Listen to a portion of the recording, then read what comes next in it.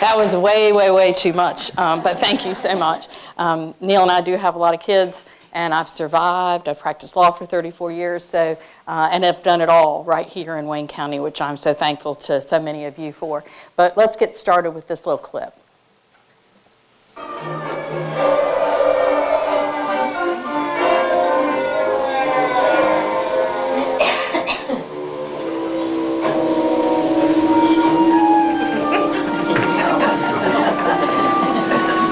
Season 2, Episode 3.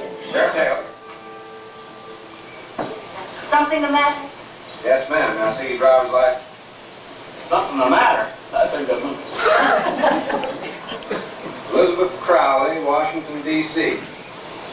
You don't set a very good example for somebody that lives right in the capital of the United States, do you? You're speeding. I what? Ma'am. So sorry, I didn't mean to. But it's these new cars. They make the engine so powerful. One little touch and they just zoom. I guess you have to watch out for that, all right.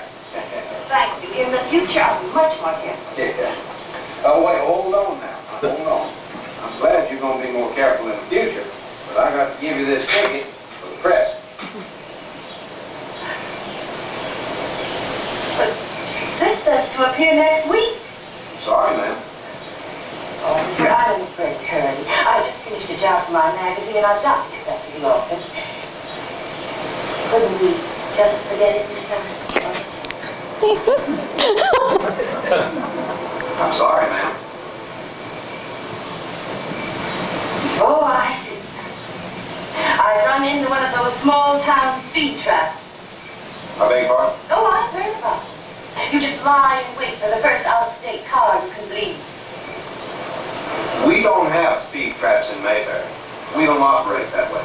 Well, the justice of the peace in Mayfair, Ma'am? and I'd rather discuss this with him, if you don't mind. I don't mind.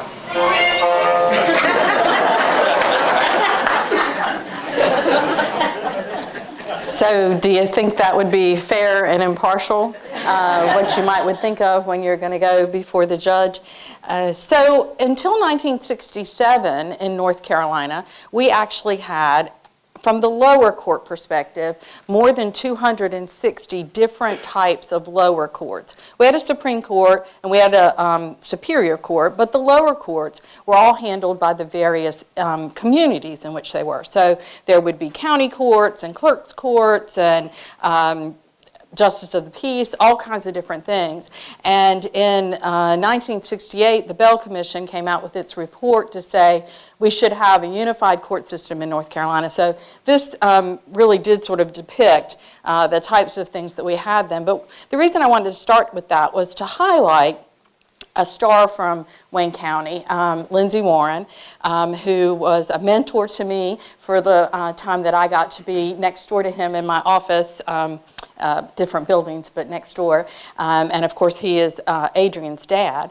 And he was a junior senator from this area, and he took the report of the Bell Commission that said we should have a unified system, which created the district courts that we have and the magistrates courts, and that it would be the same way across the state of North Carolina and no longer 260 different kinds of courts. And so we have 100 of them, one in every county.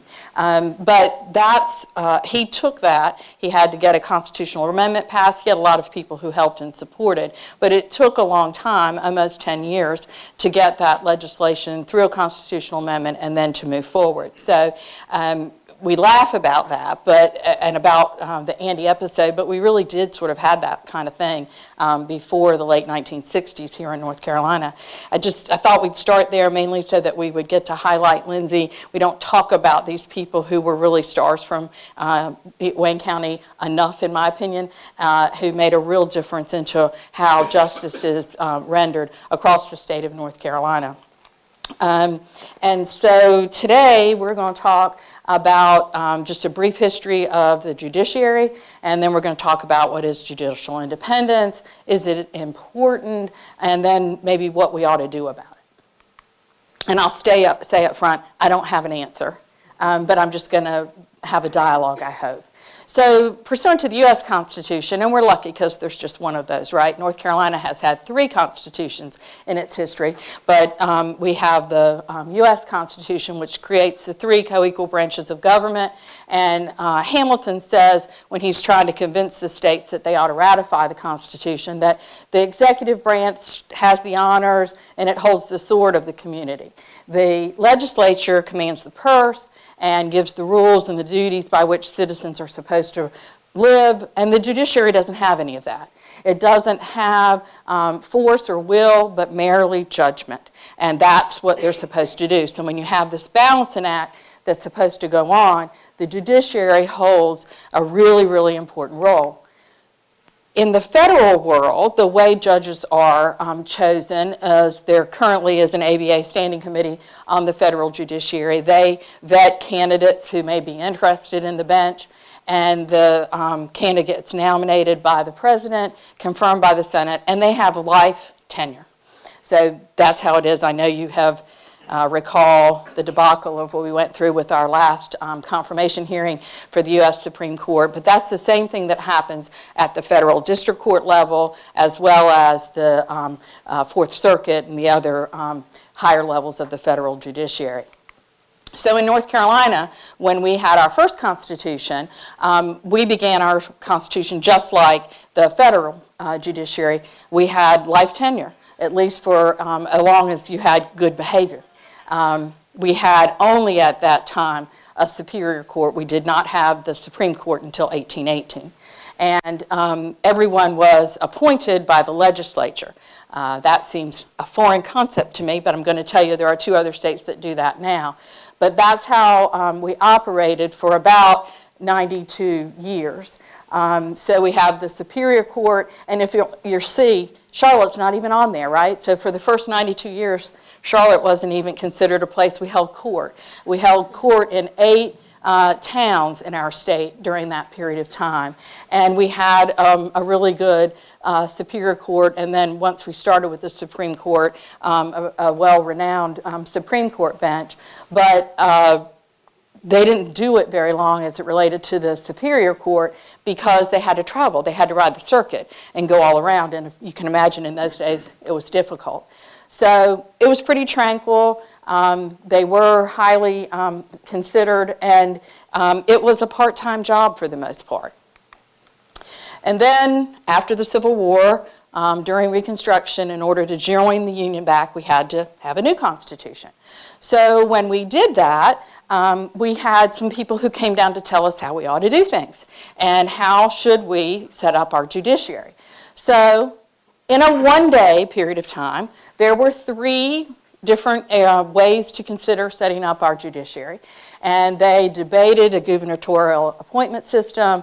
They talked about popular election, and then the election by the legislature, which is what we had done for the 92 years before that time frame.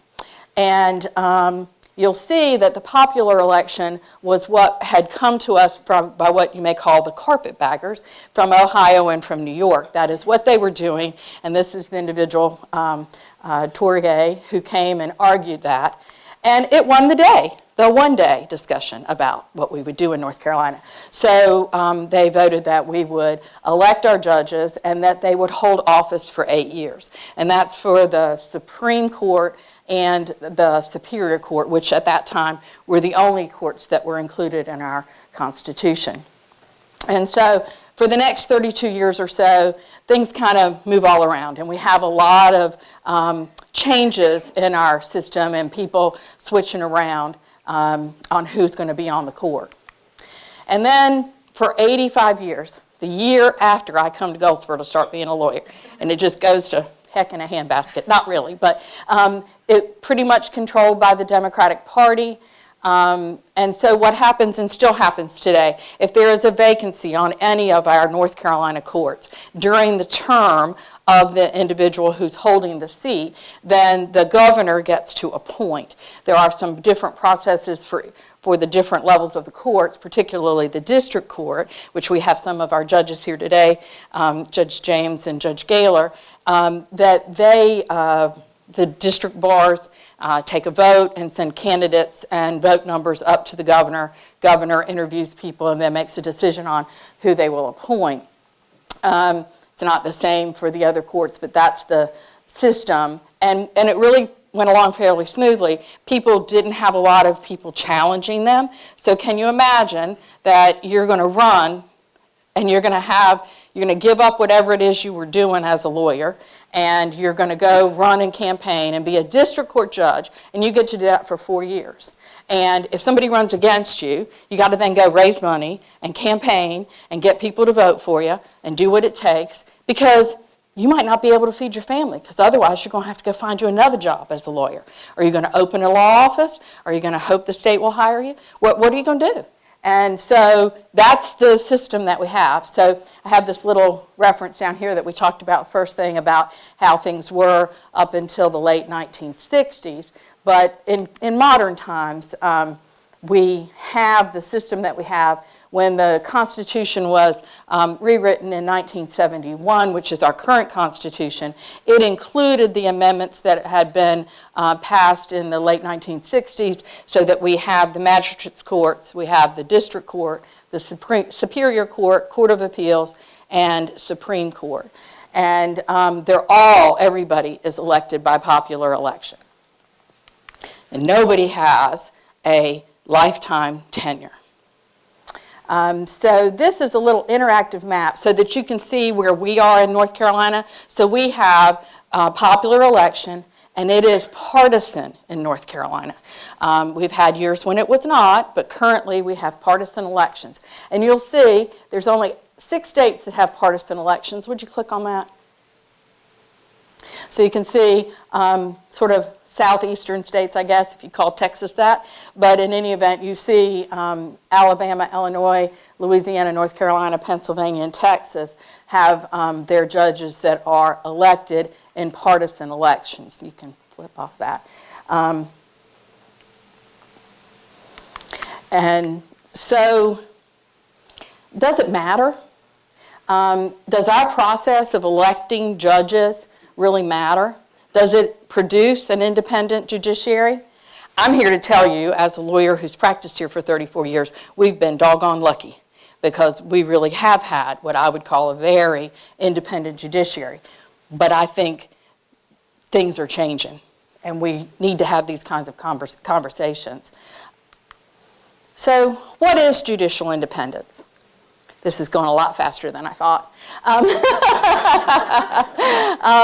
Everybody would just say, well, you know what that is, right? It's just fundamental. It's a part of what we do. We have 3 branches of government, and so, we just have to have independence in our judges. Well, they need to be fair and impartial. They have to be as free as possible from outside influences. They have to avoid even the appearance of impropriety. They have to follow the rule of law. That is it. They cannot make a single promise to a single constituent who has to vote for them so that they can get the seat, except that they're going to follow the rule of law. That's all they can say. If they don't say that to you, then I'd be concerned about that. And for people who work within the judiciary, we all believe it is paramount that we consider the public trust and confidence. And so if we're not, as members of the bar or other people who have touch with this system, showing to the public that we believe it's important, then I don't know how you have any confidence in the system that we have as the judiciary. And the politics that have come and where we are today and where I think we're going to continue to go make it really concerning about having the judiciary having to be in such a party politic type of way. And think about it. If you're running for election in a local election and you have somebody who's running against you, who would you go to get money from? Who would you ask? What would you tell them? That's what a lawyer's got to consider when they're deciding whether or not they're going to run. They think, okay, I've had a pretty lucrative career. I really think I'd like to be a judge because I think I have all of these qualities and I think the public would have confidence in me. but darn it, I got to raise money. And everybody knows my husband works at BB&T, and he'll tell you to the penny how much judicial retirement is worth. And then every time I say to him, yeah, but if I did that, Neil, I would probably have to spend my own money, your hard-earned money, to get elected. And then I might have to do that every 4 years. And so how does that fit? What does the public think? So I've practiced law here for 34 years, and I've had people come in and say, well, I checked you out. You didn't contribute to Judge James's campaign, or you didn't contribute to Judge Gaylor's campaign. I don't know if I want you to be my lawyer, because if you weren't the highest contributor, maybe the judge won't rule in my favor. So it's public record. They can see it. So I've actually had people ask me about that. And I'm pretty clear about what I do and why I do it and what I think is the right way to do and how I believe our judiciary is in our community, in the courts in which I practice on a daily basis, which is basically the district court, a little bit of superior court, but not much. But I have never questioned the judicial independence that we have here. But the public shows me that we ought to be concerned about this. So if you're elected, so the spending on judicial campaigns is out of control, and I'm going to show you some things about that. Most local candidates receive their funds primarily from lawyers, because we're the ones who know them. Now, they may have other people that contribute, which is great, because it can be expensive, but in the local world, it's not easy. It is an impediment to people making the decision to do it. So whether or not we have a very diverse bench is also something that we ought to consider, because it's difficult, again, for people to make those decisions, and it would be something we really want to consider. And then the Supreme Court of the United States issued this wonderful opinion in 2010, which is called Citizens United. You've all heard about it. And it basically says money from wherever can pump itself in here, and we can spend a whole bunch of it. And a lot of it gets spent on political judicial campaigns. So that opinion came out in 2010. And in 2012, $2 million was spent on North Carolina's race between Paul Newby and Sam Ervin IV. That's just the money that was spent, outside money, not what the candidates raised.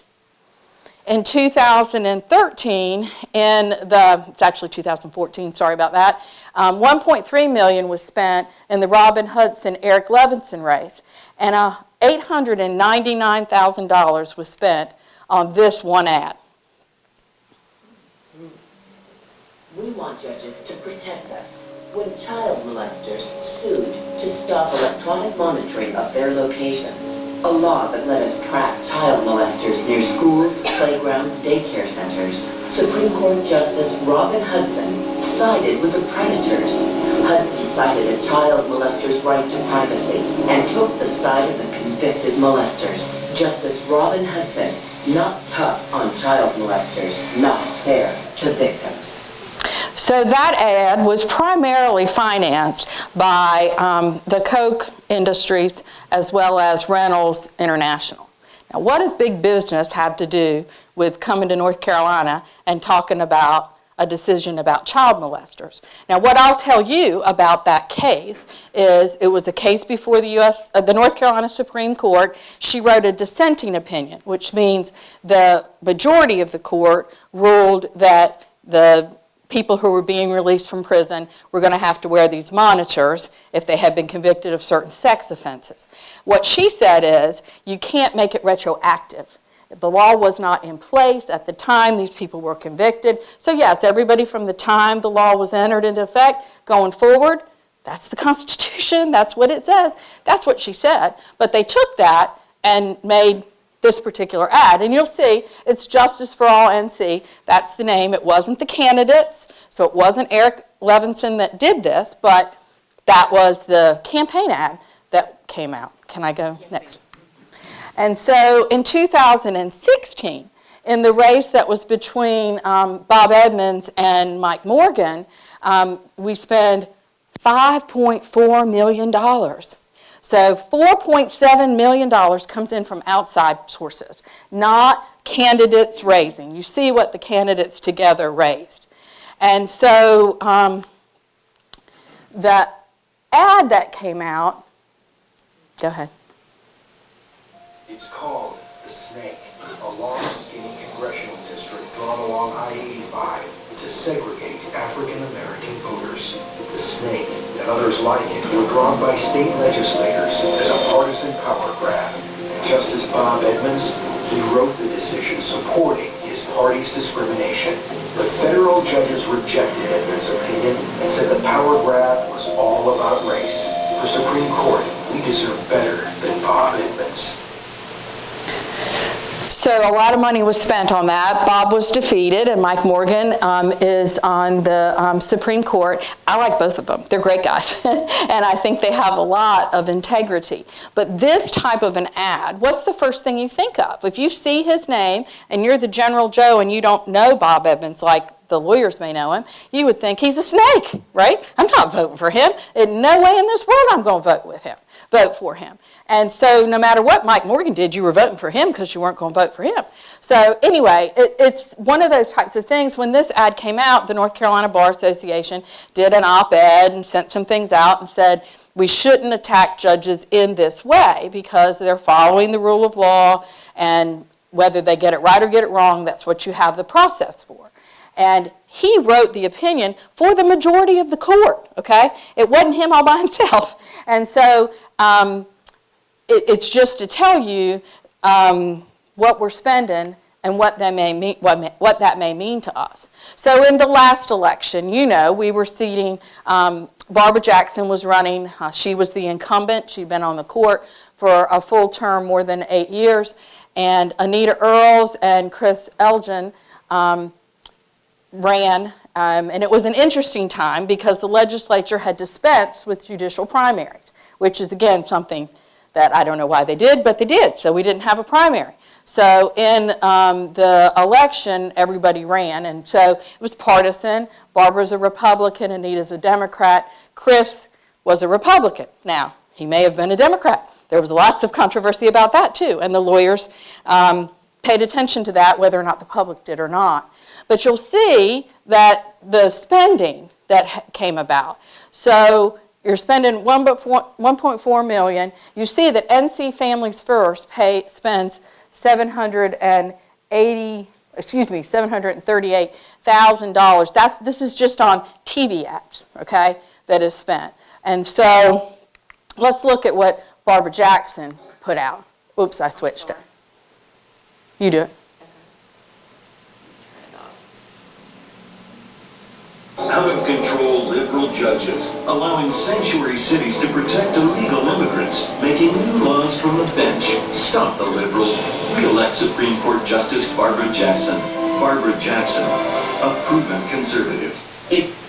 Now again, I like Barbara. I've ate dinner with her. I know her fairly well.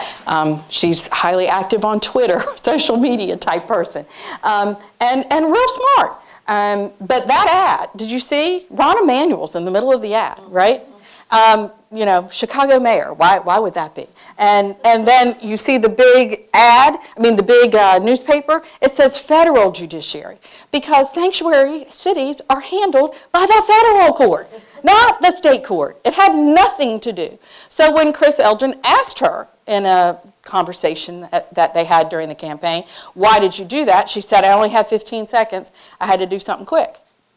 I don't know that that was the best answer for her, but that was what was said. It is really troublesome when you think about that. She's not a politic-y person. Somebody was helping her with her campaign who suggested this would be, a source of information and something we could use. But, it really obviously didn't resonate with voters. But because we do know that Anita Earls won. This ad I'm going to show you, that money from North Carolina Families First, this is what they put out. Nah, this one. I grew up at a time when my parents' mixed-race marriage was still illegal in many states. and I decided early on that I wanted to be a lawyer to help guarantee that everyone is treated equally. After my brother was murdered and the killer never prosecuted, I personally experienced what it means to not get your day in court. If we're going to protect families and make communities safer, we need equal justice under law. That's my life's work, and why I'd be honored to have your vote. Anita Earls for North Carolina Supreme Court. So a lot of money was spent on that ad. We're in North Carolina, right? We're talking about her family, and we're talking about things that had happened in her life and what was important to her versus some other things. So what you see as recent as 2018 is we're spending a whole heck of a lot of money on this. In earlier years, we have had public financing for judicial campaigns. I think we were the first state in the country to do that. In 2013, we took that away after Citizens United and some changes at the legislature. So that's not an option for us anymore. But we still have this issue where money can come into our state and can really affect who is going to sit on our bench. And what you hope is that we still remain lucky, like we have, right? That the people that do get there are all there for the right reasons. But you've heard the horror story about what happened in West Virginia, right? There's the case where the Massey Company got a really bad verdict, $50 million against them. And so the CEO of the Massey Company decides there's a Supreme Court seat open and my case is going to get there pretty soon. I need it reversed, so I'm going to get this judge defeated. And he did. He spent $3 million and the guy was defeated, and this Justice Benjamin, became a member of the Supreme Court. And when the case came up for review by the West Virginia Supreme Court, hey, it was a really close call. And guess what? They reversed it. And he was the deciding vote. Now, I would think that if I got $3 million from one person and their case was on my docket, I would say, ooh, I can't hear that. That's not fair and impartial. That's not the appearance of making sure I'm not doing anything that would not be the right way as a judge. But he did. So that case went to the U.S. Supreme Court, and the U.S. Supreme Court said, bad boy, you should have recused yourself. So they kicked the case back. But again, that took years and a huge process. But that happened in West Virginia. That's not really far from us. And again, we've been really, really, really lucky, and we are clearly very fortunate in our district to have the judges that we have. But what we know, based on polling that's been done in North Carolina, is that the public believes that having to raise money affects the judges' impartiality. So I've read a bunch about this because I go and talk about it, as you can tell. And there's some Supreme Court justice from somewhere else who's retired, and he describes it as, he's in the mirror shaving, and he notices that there's a crocodile in the bathtub. And he's shaving, and it's okay, he's going to keep shaving, but he can never get that crocodile in the bathtub out of his head. That's how he describes whether or not he should decide to recuse himself in a case. Because if I can't get it out of my head, I don't need to be making a ruling on that case. And so, for me, I don't know that I'm going to be shaving in the mirror like that, but for however you come to that point, but it really does, if you're having to raise the money, and however the money may come to support you, you generally take it because you want to win, and in today's age, when you have to run a statewide campaign, it's really hard. That it has some influence. They have done some data collection that says it does have some effect on decision making. Will they favor the lawyers who have contributed to them? That's the example I used earlier. I've had people ask me that. The advertisements, I've shown some of them, just a few, because I know you've all seen a lot more that may be even more offensive than what I've shown you, but it does have an influence on who people will vote for. I had gone and voted, and I'll have to confess, we have a little ABC store out here where we live, and Neil sent me. It wasn't for me. I went to the store to pick up something that we were out of, and there were two people in front of me, a man and a woman. And I had voted that day and had a little sticker, I voted. And the person in front of me says, oh, I voted today too. And the guy in front of her says, I voted 3 days ago. Oh, I'm really glad. That's wonderful. And I said, what did y'all think about the judicial races? Well, I voted for so-and-so because that was a woman, the woman, and I wanted a woman to win. And the other one said, I didn't vote for him at all because I didn't know anybody on it. What the woman didn't know was the person wasn't a woman. So, just, you kind of think name recognition, and they're not always the same, right? So when you think about that, it just, you really have to consider, there's so much going on in life, right? We have so much happening. We've got like 230 some district court judges in the state. We have 6 in our judicial district here that you would be voting on. We have 1 Superior Court judge that you would vote on. And then we have 15 members of the Court of Appeals. They're never on the ballot all at the same time. You may have 2 or 3. You could only have 1. It just depends. Not so long ago, we had 19 people running for 1 race. That was an interesting time as well. And we have 7 members of the Supreme Court. And again, generally it's a 1 or 2 horse race when we're there. But as you're trying to educate yourself about the people that are going to represent you at the legislature or in the executive branch or in any of these other places like the insurance commissioner, because I just heard something about that coming in here tonight, you've got to think about how are you going to know these judicial candidates, particularly when all they should be able to say to you is, I'm going to follow the rule of law. So you're going to check them out, right? They go to your church or they go to somebody else's church. Really? I mean, a lot of times I just get like phone calls from people. Shelby, who should I vote for? And I'm like, okay, well, this person is so-and-so and so-and-so. No, Shelby, I don't want a dissertation. I want to know who I should vote for. And I really don't think that's my job. I would rather give you a dissertation and that you make your own decision.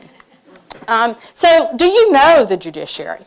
I know that there are a number of you in here that do, but if you don't, we just recently had a new Chief Justice appointed when Mark Martin retired and went to be the Dean of Regents Law School at Virginia Beach. And as a result of that, Sherry Beasley was appointed by the governor to be our new Chief Justice. She will be on the ballot in 2020. We recently, as you saw, just elected Anita Earls in 2018. Mark Davis was sworn in last week, and he moved from the Court of Appeals to the Supreme Court on a governor's appointment. He will be on the ballot.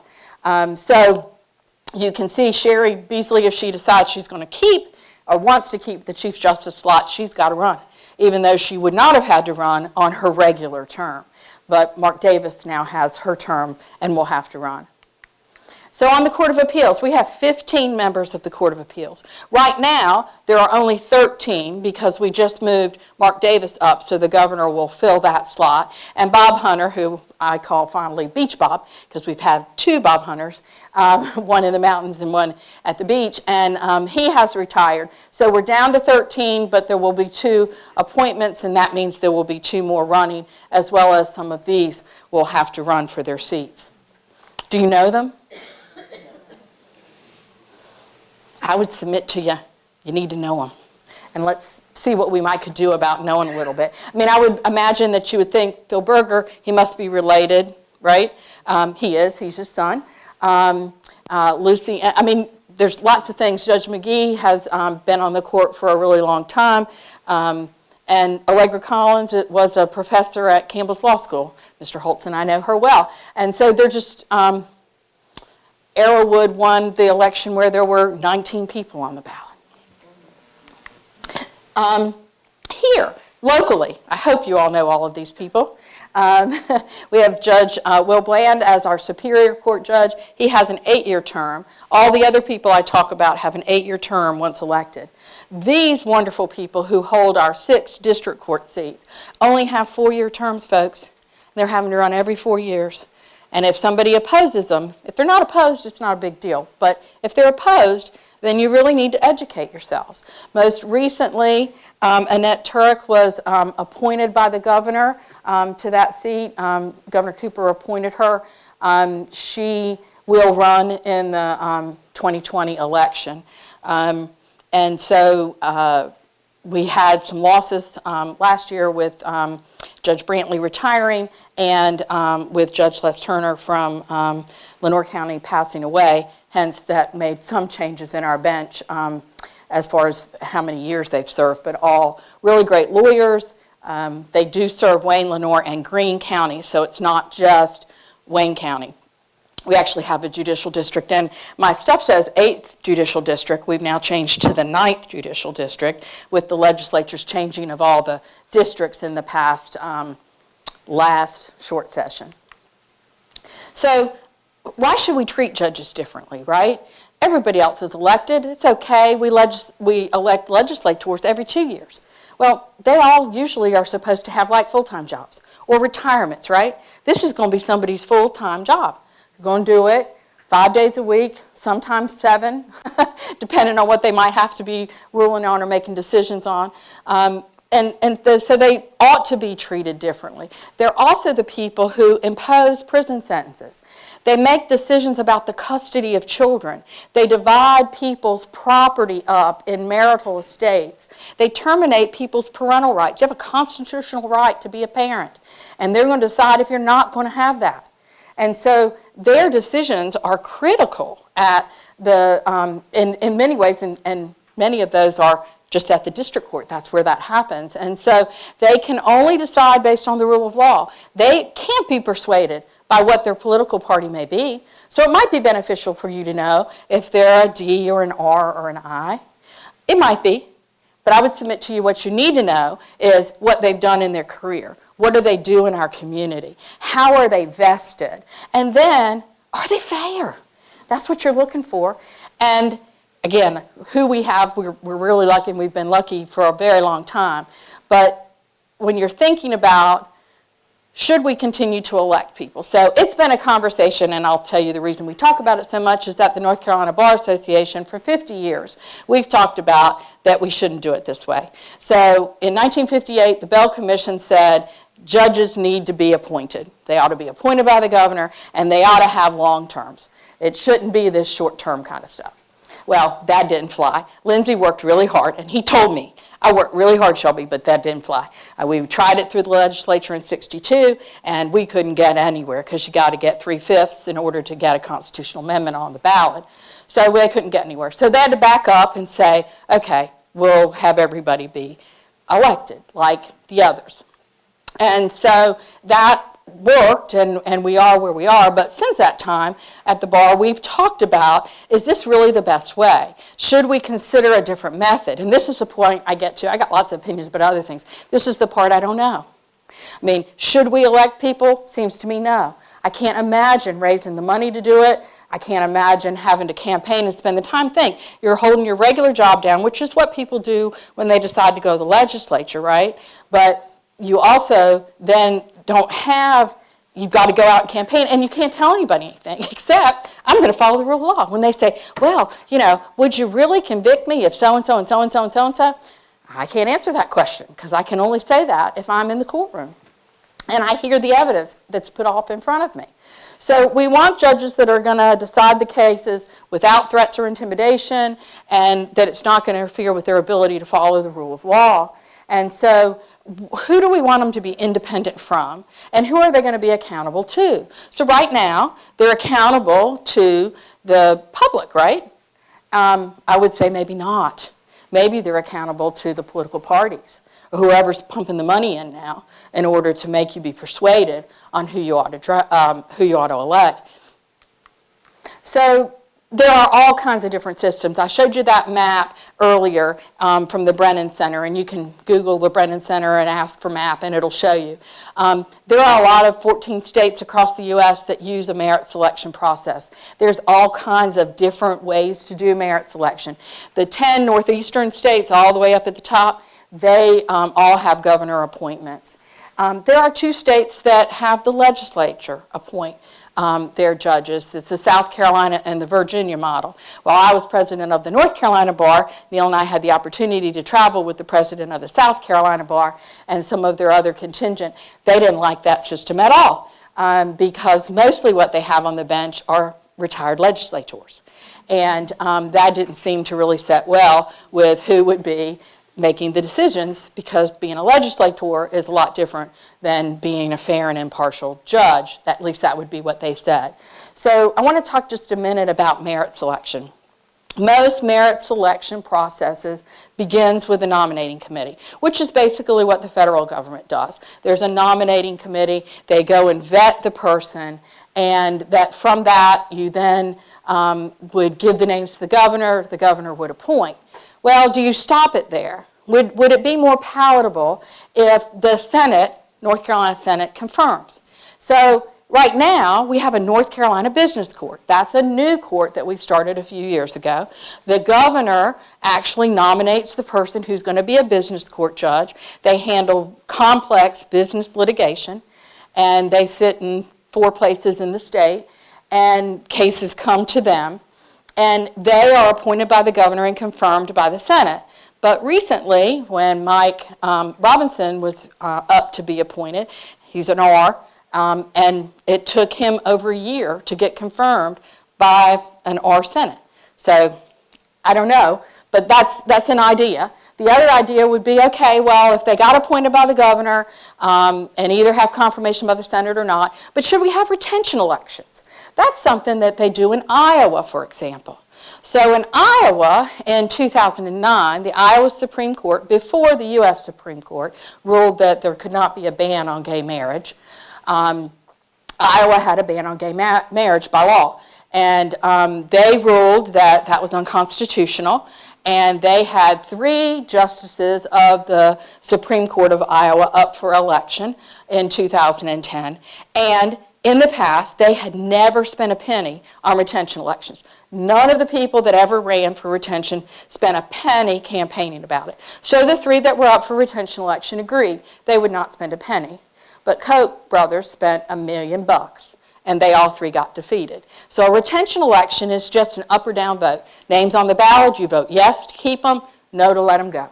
And those 3 justices, one of which was the Chief Justice of the Iowa Supreme Court, got ousted. And so, you know, when you're ousted primarily because of one case, now they said that it was families first and it was marriage and things like that they were campaigning against. You know, no one knows for sure, but that's what happened in that state. And I will tell you, prior to that happening in 2010, we talked about retention elections almost all the time to make people feel comfortable, right? Because then you as a voter would feel like that you were vested in that person because you decided if you kept them or not. You still had this little check, right? That would be another check and balance for the public to do that. But the person would have had an opportunity to prove themselves a little bit. And but again, and you'd think you wouldn't spend as much money on that. Like they didn't spend anything in Iowa except for the outside money that came in to do that. And then we need to talk about length of term. I am a big advocate that every judge ought to hold their seat for at least 8 years. It is ridiculous that the district court has to campaign every 4 years. They handle just as important matters as the Superior Court, the Supreme Court, and the Court of Appeals in North Carolina. I don't know why we have a difference. But if otherwise, we need to talk about, should we have longer terms? I've been at the legislature when I've had a legislator say to me, well, you know what? Judges think they can go around and make the law, and they're going to start doing the things we do and try to control us. So we're just going to make them all have 2-year terms. Now, can you imagine what lawyer is going to run every 2 years for that? When you've got to think about how do you do that? How could you make that even make sense to you? Anything we do to change how judges are chosen is going to have to require a constitutional amendment. And you know, we just went through a constitutional amendment process where one of the things that was on the ballot for you to consider was whether or not we should change how vacancies are handled. So that constitutional amendment didn't have any enabling legislation, so you didn't really know how it was going to be done. But the idea was the legislature was going to decide the judges' vacancies instead of the governor's office, and that somehow would be better. It was defeated, and for which I would say I was very pleased because I think that would have been a very difficult situation when you're thinking about more than 100 Superior Court judges, more than 200 District Court judges, as well as the Court of Appeals and the Supreme Court, that any time we may have as many as 25 or 30 that are moving around in there, either for judicial retirement or terms being up. Have to retire at 72, that's mandated on the bench in North Carolina. So right now, our process is still an election. I would love to talk to people more. I think it's important that we educate and that people be encouraged to think about this. Part of our problem is civics education in the school system has fallen down, and people don't feel as vested in why we have a democracy and what it means and why you need to have 3 co-equal branches of government and what they each do. I'm hoping we're working on that. I'm being told we are, but that all takes a process, so we can do things like this. And so thank you, and thank you for having me come. But I would just encourage you that as long as we're going to be electing our judges, that you become an informed voter. You don't let these ads, I like to just turn them off. Neil turns them down. And that you try to remove the party politics from it. There is currently a bill that has just been introduced this past week, last week, to take partisan out of the judicial election. We don't expect that that's going to go anywhere, but it's been introduced by Representative John and Moray. And so as long as it's there, I still think that you should be checking everyone out and learning something about them. Remember that all they can do is follow the rule of law. And then we need to educate, and we need to talk to our young people and let them understand that STEM education is great, right? Science and math and technology, it's really, really important. But the civic side of the world and the humanities side of the world, which a lot of you are interested in, are really important to make us have a well-rounded community and critical to a democracy. This is a video that the Bar Association put together a year and a half or so ago about judicial independence. It's on our website. It's something you can easily get to if you're trying to have a conversation with someone. It could be a conversation starter or stopper. I'm just going to play it for you as I end, and I'll be glad for questions, although I probably don't have any answers. We'll probably defer to Tommy Jarrett, who was the president of the State Bar, or Phil Bedore, who was the president of the Advocates for Justice. So let me just tell you, Wayne County is well represented in lots of important ways in the judicial branch of government, and we've been really fortunate to have these people who have given their time to serve as well. Oh, no. Can you play it? We, the people. Our founding fathers proclaimed in the Constitution how we would govern ourselves and protect our freedoms. To ensure our liberty, the founders divided the powers of government and gave our judges the responsibility to check and balance the other two. By design, our judiciary isn't controlled by the other branches, ensuring that we, the people, have judges who are free to make fair and impartial decisions.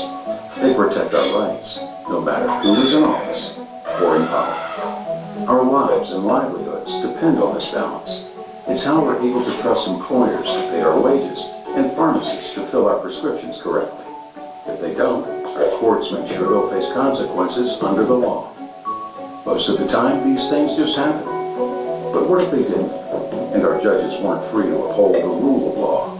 What if our judges were controlled by legislative or executive powers, or influenced by their political party, or by promises to campaign contributors or special interest groups?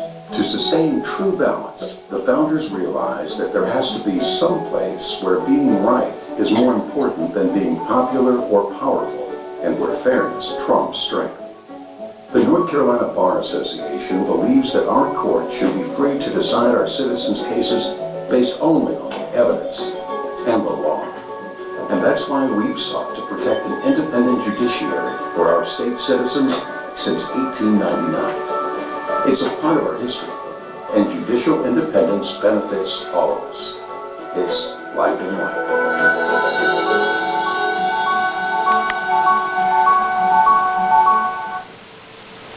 So the last quote by Sandra Day O'Connor really says the most of it. We know that fairness trumps strength, and that's where we need to be when we're talking about the judiciary.